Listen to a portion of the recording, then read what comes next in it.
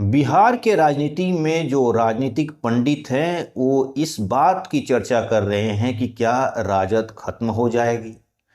मैं उनको बताना चाहता हूं कि राजद ऐसी चुनौतियों का सामना कई बार कर चुकी है।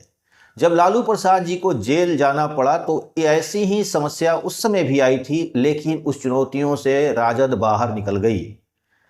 आज तेजस्वी के सामने भी इसी तरह की एक समस्या है। तेजस्वी को अब तय करना है कि इस भट्ठी में जैसे सोना तप के बाहर निकलता है, उस तरह वह कैसे निकल के इस समस्याओं से बाहर अपने आप को निकालते हैं।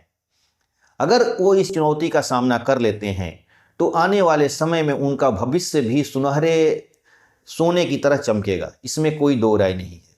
लेकिन राजद को अपने अंदरूनी भी समीक्षा करनी होगी, अंतरात्मा से अपने आप को समीक्षा करनी होगी कि राजद में गलतियां कहाँ हुई हैं।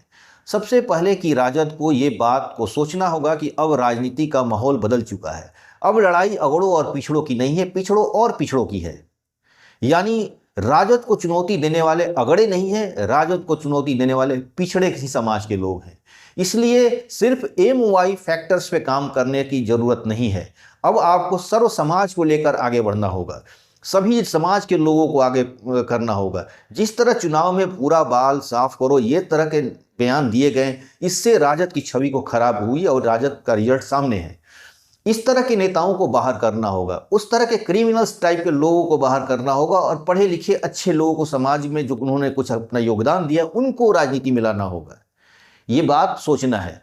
दूसरी बात कि ऐसे अपनी आप को छवि इस तरह की बनानी होगी जिस तरह की हमें जो छवि अभी दिखाई दे रही थी, कट्टा छोरी छुरी बंदूक पिस्टल राइफल, इस तरह की माहौल को बाहर निकालना होगा। आपको ये दिखाना होगा कि हम एक प्रोग्रेसिव पार्टी हैं और डेवलपमेंट ही हमारा मुद्दा है।